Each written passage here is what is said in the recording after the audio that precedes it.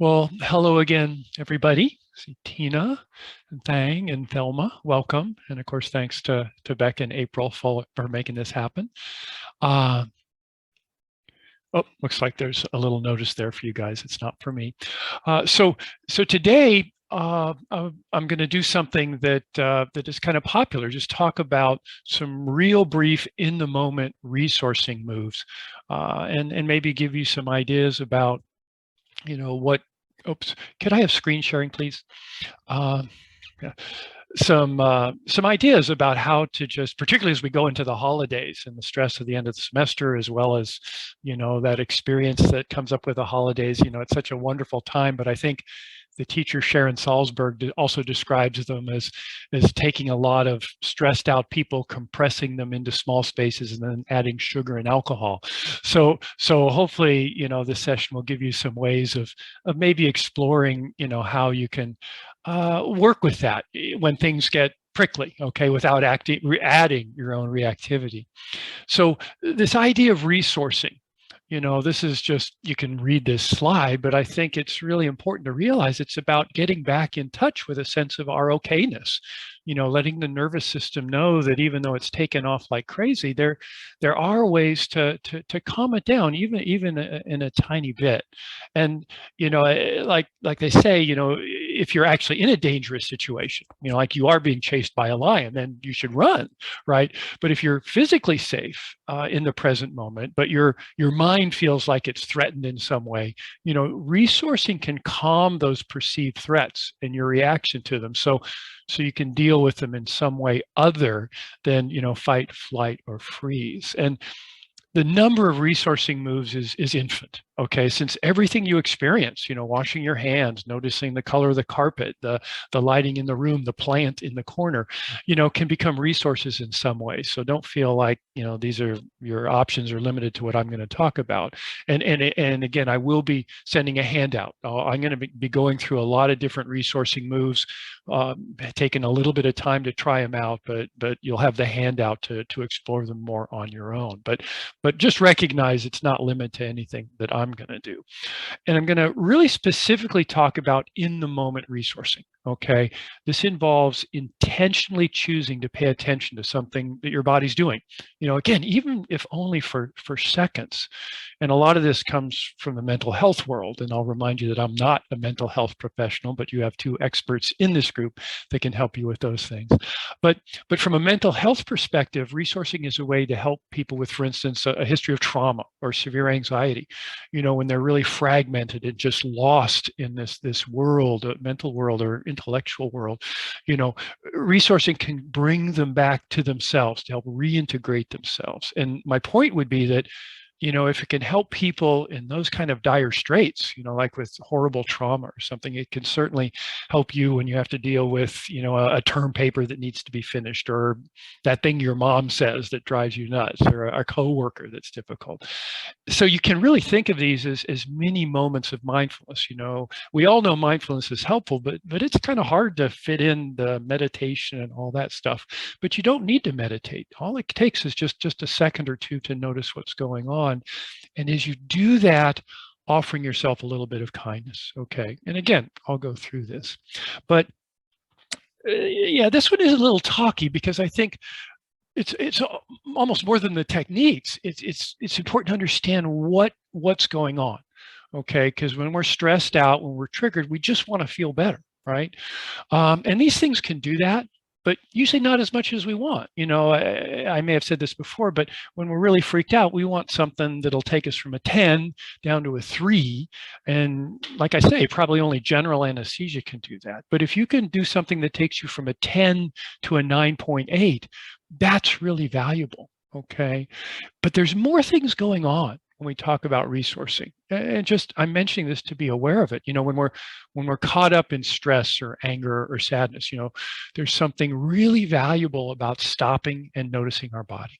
Okay, because first of all, it takes away the bandwidth from that mental churning that's going on, the rumination, the fears, the worry thoughts that perpetuate themselves. Our minds tend to whip themselves into a frenzy like that. creating this positive feedback loop of worry and fear. So intentionally pausing and noticing the breath or parts of the body or what's going around can break that spiral. And it also gives a chance to bring some ease into the body, okay? Because when we're stressed up here, that inevitably shows up as tightness here. And when the body tightens, that sends a signal to our mind that something's wrong. So our mind's thinking something's wrong, our body tightens, our body tells our mind something's wrong. So our mind says, oh my gosh, we got to tighten more. And that's another feedback spiral, kind of this body-mind loop. So even, again, just a few seconds to pause can break that too. But finally, there's something a lot deeper that's happening here, okay? Rather than just interrupting, a cycle of thoughts or a mind-body cycle. When we pause to really notice what's going on, we give our minds a chance to reintegrate, to bring our better selves into the situation. This practice of connecting to the body and then finding ease in a moment can make a difference between a wise choice in the next moment or a really unwise choice. Again, this idea of normally we're just lost in our reactivity and just responding with patterns that probably developed in childhood that we don't even know are playing out that tend to make us worse. So just taking a moment for a deep breath or sensing into your feet or, the things we'll try today can actually change you from that narrowed down fight or flight mode, where you don't have all your creativity, because that's what fight or flight's about. It's about, okay, saber-toothed tiger, let's pay attention to that and nothing else, and actually opening yourself up even a tiny bit so that, you may be having trouble in this present moment, but suddenly you have a lot more options when you go into the next present moment, and maybe that'll turn things around. And to really drive that point home, I love this story by the teacher Oren Sofer, a great teacher, if you're not familiar with him, in his book, what's it called? Say What You Mean, a really great book on communication. But he talks of a fellow teacher that goes into prisons to teach prisoners. And as part of the class, he'll ask each of the prisoners, what their sentence is, how long it is. And there may be 10 people in the group, and the cumulative sentence may be decades, if not hundreds of years for these people. And then he'd ask them this question, how long did you think about it before committing the crime that landed you here? Going around the room, and usually the cumulative amount of time for the whole group is around 2 minutes, okay? And hopefully at Manchester University, you're not worried about going to jail. I don't know if you guys have some sort of detention area for bad employees and students or something, but no, seriously, hopefully you're not worried about going to jail, but maybe you can recognize that we put ourselves in a different kind of jail all the time, okay? We put ourselves in that jail with the same habitual reactions to a frustrating family member or a difficult coworker, or a stressful assignment, or even our own struggles with anxiety and depression and grief. We tend to respond to them in the exact same way, so we get stuck. So these mini mindfulness moments allow you to pause. Pause between the stimulus and your response. Most people are familiar with that wonderful quote that's attributed to Viktor Frankl, the concentration camp survivor. But he says that, in between stimulus and response, there's a space, okay? And in that space lies our ability to choose our response. And in that choice lies our growth and our freedom. So these resourcing moves are designed simply to make that space from like 0, which is certainly where it was for me most of my life, to maybe just giving yourself a few more options. So, as you go through the day trying these practices, try not to look at them as just a way to feel better fast. Okay. As a matter of fact, I know I'm dwelling on all this stuff here, maybe talking too much, but heck, you guys gave me the microphone, so here I am. But as a matter of fact, if you use them as a way to just feel better, often that gets in the way of what you're trying to do. Because remember, if you're going, oh my gosh, I feel real bad, I'm going to take some deep breaths, I want to feel better, what's that doing? That's telling your fight or flight brain that something's wrong. So you're actually setting up a situation where the desire to feel better fast is actually getting in the way of feeling better. So just try these things lightly, try them with no expectations, just see what happens. Because over time, these things are cumulative. you can switch from your default mode of just reacting to frustrations and irritations to being more and more of who you really are and having more choices, not being stuck in the same old patterns. So I break these in the moment things down into three basic areas: the breath-based, body-based, and kind of a mix of things. And like I said, I'll give you a handout that reviews these things. Now, last time I was with you, we did a lot with the breath.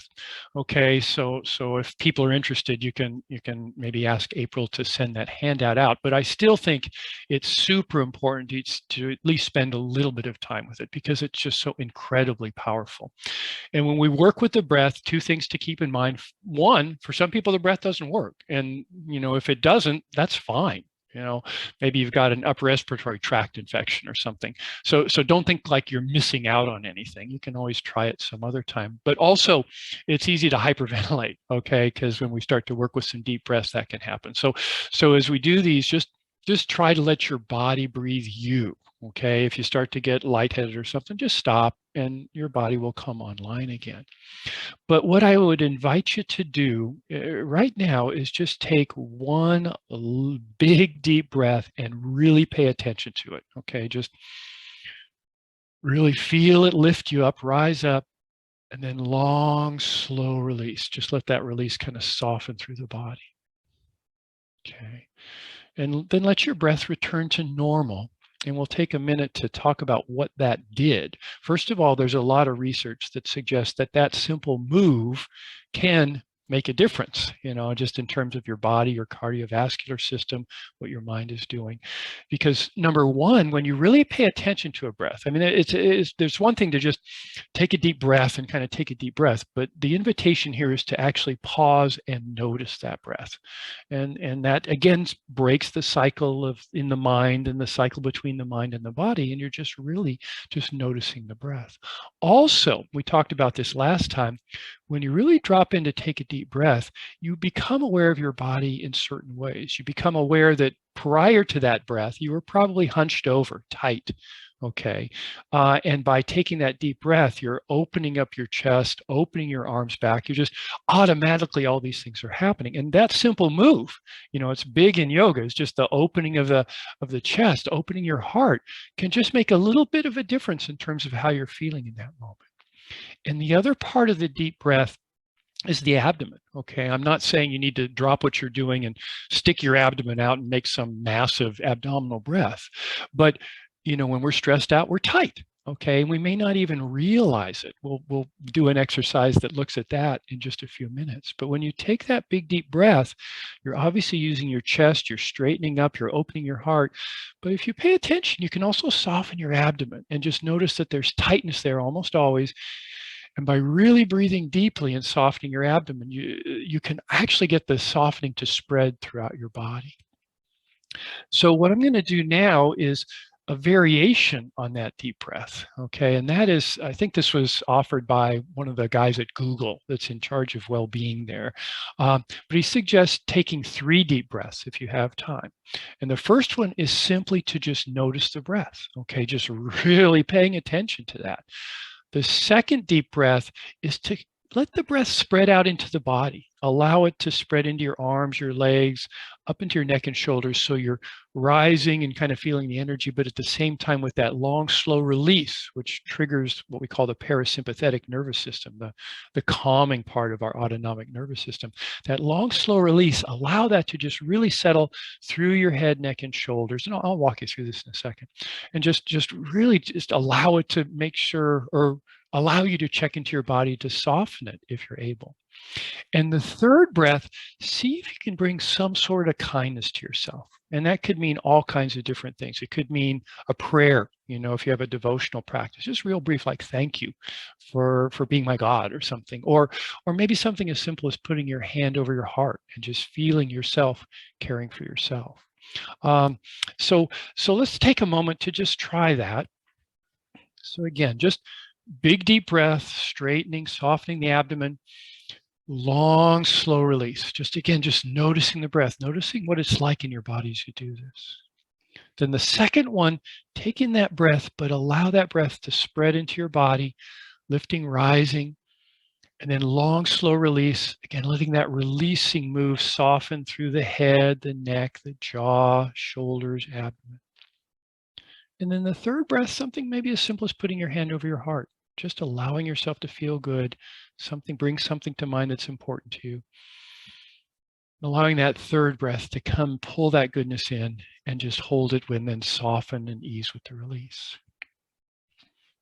So that's one real simple resourcing move that doesn't take anything special. You can just drop it in the moment. I'll warn you that when I try to do that, almost always like halfway through the second breath, I forgot what I was doing and I'm right back into, crazy land. But at least recognize that the potential is there and it can be very powerful. And it's a stealth move, right? Because you're not like telling everyone, wait a minute, I have to sit in a meditative posture or, go off into a dark room. You can just kind of do it right in the middle. And I think, when things get tight in the holidays or in general, I think you'll find that as you start to feel that heat rising in your neck, the contraction, the frustration, the irritation, just pausing to do even one of those breaths can reset you a little bit. And the first time that happens and you realize that rather than saying that thing that's going to make your family life miserable for the next 3 days, you pause and maybe make some other choices, you'll begin to realize that these resourcing moves can be pretty darn valuable. Okay, so that's a bit for the breath. And again, if you're interested, April has another handout where we go deeper into the different breath practices that she could forward to you from last time. But the next set of things involves the body. Okay, our brain devotes a lot of processing power, a lot of space. Well, I'm looking at different things to prepare the slides, but of being aware of our body. Okay, and when we pay attention to the body, which is what we were doing with the breath, it was just with the breath movement, it takes bandwidth away from what our brain is usually doing, which is worrying or planning or generally freaking out, breaking that cycle of rumination. But also there's that sense that the body knows what the mind is doing often before the mind does. Our thoughts can be skittering around like that old commercial. Well, this dates me, but that suitcase commercial where they stuck a suitcase in a gorilla cage and the gorilla just slams it all over the place and jumps up and down on it. That our minds are just shooting around so fast, but our body's kind of like a capacitor, or a lake that slowly fills, and recognizing what's happening in our body can be valuable clues about what we're really feeling. And the simplest resourcing move to do that is just right now, while I'm speaking, check into your body. Okay, you'll notice that your awareness can be pretty large. Okay, you can hear my voice, you can hear my words, you can comprehend what I'm saying, but just notice your posture, notice your neck, your shoulders. Is there more tightness there than needs to be there? Are your arms a little tighter than they need to be? Your back? What about those big muscles in the legs? Often there's more tension that needs to be there. And if you just settle in and allow gravity to hold you in the chair, you can actually soften a bit. And again, if we were doing like this in a small group or in person or as a class, I'd invite you to share your experiences. Most of the time when I do that, as a matter of fact, I just did this yesterday for a bunch of medical students, and they were all looking, pretty casual in the lecture hall because it was just a mindfulness lecture. But every single one of them acknowledged that they were tighter than they needed to be in that moment. And it could be something as simple as, you were just getting ready to shift, and your body hadn't let you know about it. But more likely that tightness suggested at some level you were on edge. Okay, because again, that tightness in the body often means perhaps a little bit of resistance in the mind. Maybe it was, wishing you were doing something else than listening to me, or what's coming up next after this session. But the point is, you didn't know it was there until I invited you to check in and see what it was. And again, I'm not saying that if you were a little tighter, you're automatically more freaked out than you need to be. You're the one that gets to explore that. But the point is, it doesn't take much time to just drop into the body while you're in the process of listening to someone. And it doesn't take much effort to become aware of that.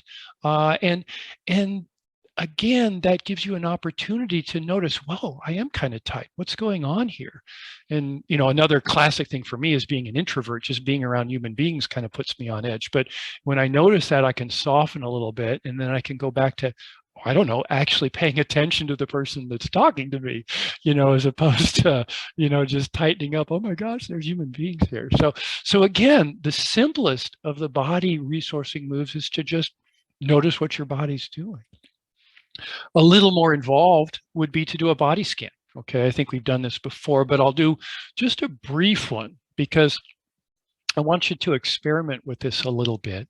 And again, for some people, the body scan doesn't work, aches or pains or whatever, so you don't, need to do this. But maybe just settling into a seated posture that's comfortable for you. Why don't you toss in one of those big deep breaths? And by the way, I forgot to mention that as we do a deep breath, sometimes it's nice to just go, with the exhalation. Maybe try that. Just inhalation, and if you can do it in the place you're at, just and let that vibration, let that circulate through your body, almost like slipping into a hot tub. And letting the breath return to normal, eyes open or closed. And we'll just check into some of the famous tension points. All right, so let's start with the forehead. Okay, again, if you have tension, headaches, migraines, this can be a difficult area. You do not need to do this practice, like I said, but maybe just notice what we just did with the body. Is there extra tightness here? Maybe up and down with the eyebrows, seeing if there's some extra tightness. I always point out when I do this that people spend hundreds of dollars injecting Botox into these muscles simply because we don't realize how much these little muscles have to deal with the stress we're carrying in our mind. So again, just if you're finding some tension there, see if you can just soften it. Okay. And then coming down to the jaw. And it's not about letting your mouth hang open. It's really about, is there extra tightness here? This is another place that famously carries our stress. And is there more tightness than needs to be there to keep the mouth lightly closed? Sometimes you have to move the lower jaw around a little bit, but just seeing if that's there. And notice as you soften these areas, it tends to spread out. Just like if we tighten up, that tends to spread out. So we're kind of undoing that tendency. And then working down a little bit more into the neck and shoulders. And this is where it often has to come off in layers. Maybe you've heard the expression wearing your shoulders for earrings, just allowing the breath, allowing your mind, allowing gravity to just ease and soften the neck and shoulders. And you can do the same thing with the whole torso. Again, the chest, the abdomen. And just seeing if there's tightness there that doesn't need to be there. Often there is, particularly in the abdomen. So again, just releasing that, noticing how that softening tends to spread out. The same thing, the arms, the legs, just settling into the chair. Just allowing the earth, allowing gravity to just melt away the tension. And again, this is something you can do in a matter of seconds, okay, formally, just pausing to do this as opposed to just maybe doing it while someone's talking to you. And it also helps to notice your early warning signs. So what I'm going to do is I'm going to invite you to bring up something that's just a little bit stressing you, not the big ones. Maybe it's an interaction you had earlier today, or a frustrating email, or something you need to do that you actually don't really want to do. Just allow that little bit of stress, that little bit of worry, that tension just to come back into you, visualizing the situation if people were there, the email, what needs to be done. Just allow yourself to feel a little bit of that struggle. And as you're doing this, drop into that body scan again. See if anything's tightened up. The forehead, the jaw, the neck, shoulders, abdomen, or any other place. Because what we're doing here is we're just looking for the early warning signs. For me, it's always the neck and shoulders. And if you can recognize that, that's something that you can pay attention to even for a second during your day and see if it's tight, and then realize that, there's some tension here, some stress, and then just softening into that. As we soften the body, it can actually feed back into the mind, softening.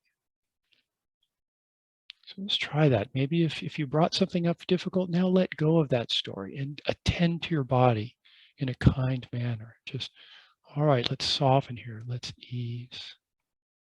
And if we go back to the very first session, you can even throw in that self-compassion break.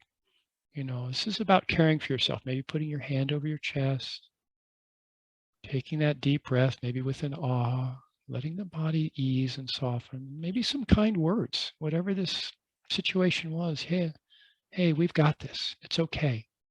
I'm here for you. Just some words of support that you can offer yourself. And we can release that practice. Hopefully I didn't make you more worried in the middle of this Wellness Wednesday moment. But the point is, I did that as an extended practice, but it doesn't take very long to just take a deep breath, notice where you're tight.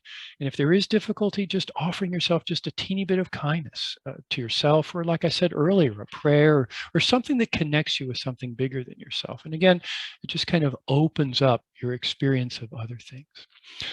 I'm going to kind of round this out real quickly because I do want to share this funny little fella. This is maybe from 10th grade biology, you might remember this, but this is the homunculus, okay? What this is just simply a graphic representation of how much brain space different parts of our body take up, such that, obviously the feet and the hands are very important for survival, as is the mouth. And that's why a lot of resourcing techniques involve the hands and the feet and even the mouth, because what it does is, again, it takes away that bandwidth. If you're paying attention to your feet and your hands, suddenly you're less likely to be wrapped up in the ruminations. And I'll just go through a few simple ones here. One is to just take your hands and, just rub them together lightly, okay? And just taking a moment to just notice what that feels like. And you can even slow it down, just really just slowly bringing the fingers across the palm, maybe down into the wrist. This is where you want to maybe throw in one of those deep breaths with an ah, checking into the body, and just let this sensation take over, from all the rumination and worry. And you can try that. I must admit that doesn't do much for me, but some people really like it. And the other thing I'm going to do very quickly is just your feet, okay? Again, a lot of sensation there, and I want you to experience something, because by paying attention to the feet, they're so far away from the brain, it can actually be kind of valuable. So as you're sitting there, closing your eyes if you wish, maybe another deep breath, softening into your chair, bring your attention to your feet, okay? Really noticing the pressure of the ground against the bottom of your feet. Maybe the temperature there, warmth, coolness. You can even wiggle your toes a little bit if you need to. Just noticing the sensations that are coming to you from your feet. A lot of information here. And now I'm going to invite you to think about something, something you're going to need to attend to in a few minutes. Something planning, maybe a little bit of worrying, what's for dinner, whatever, but just start thinking. And as you're thinking about this, cast a sidelong glance to your awareness of your feet. And you'll probably find that you really are no longer as aware of them. So again, practice is just letting go of the thinking and bring your awareness down like a cloud around your feet, and really open to these sensations. Again, wiggling your toes if you need to. This is a classic meditation move. This is what a lot of people like about meditation, just really sensing this ability to gather your attention and put it somewhere you choose to have it, rather than letting your mind run the show. And if you want to, you can bring in that thinking again. What's the grocery list? What homework assignment do you need to do? Watch the awareness of the feet disappear as you do that. And then again, letting go of the thoughts and coming back to the feet. Again, that's just, I'll stop that because it looks like we need to end, but that's just an example of what you can do by bringing your attention to something as simple as your feet. You can imagine the usefulness of that when you're walking, when I do it with healthcare, pay attention to your feet just before you go into the next patient's exam room. Feel the doorknob on your hand. Again, this idea of just getting out of your head for just a second and then getting more open into the next moment. The handout will have a lot of other things too. different ways that, like the 5, 4, 3, 2, 1 practice, or an elaboration of that self-compassion break, or just naming what you're doing. That's very powerful too. Like, oh, I'm feeling stressed. This is my feeling. Or, oh, I'm doing the dishes, is a way of really pulling yourself out of what you're thinking and into the present moment. But I've used up my time. Hopefully you guys have found some of that useful, and at least the idea of using this resourcing to be more of who you are in the next minute. Any questions or anything? Or all right. Well, I'll hand it back to the bosses here. Hey, thank you, Thelma. Appreciate that. Yeah, happy to do that. Thank you so much for joining us again. Thank you, Thang. And Becca put a note in the Ian. chat about how you can access prior Wellness Wednesday recordings and resources. And we will wrap up this semester's Wellness Wednesdays in 2 weeks with Jonathan back to share with us again. I cannot remember the date, the 15th, it looks like. Okay. So we will see you back then. Thank you so much. Yeah, and thank you guys again. You know, you can always email me, and I'll be sending handouts to April now to follow up on this. So sounds great. Yeah. As always, you guys, if there's anything I can do differently or any suggestions, feel free to let me know. I'm not going to be able to get aquamarine hair coloring though, Becca. I'm sorry. There's a, I think, but maybe someday. Is there anything particular you want the next one to focus on? You know, we missed gratitude because of Thanksgiving. We could do that, or maybe we could cycle back to that. Yeah, that would be great. Okay. All right. We'll also be finals week. So just to let you know, when we meet next, if that inspires any. Okay. Okay. All right. Yeah. Yeah. Well, I think gratitude is a good way to reset things. So, and if you want to put that in the announcement, we can do that and maybe gather some interest. So, sure. Yeah. And I'm noticing there's some folks hanging around here. I'm happy to hang around if people have questions or anything. Okay. Well, then, I will wish you all a happy couple of weeks and good luck with the post-Thanksgiving holiday deluge. All right, I'm going to go ahead and sign off, you guys, all right? Thanks so much. Okay, thanks. Yeah, thank you. Thanks for the chat. All right, bye-bye, you guys.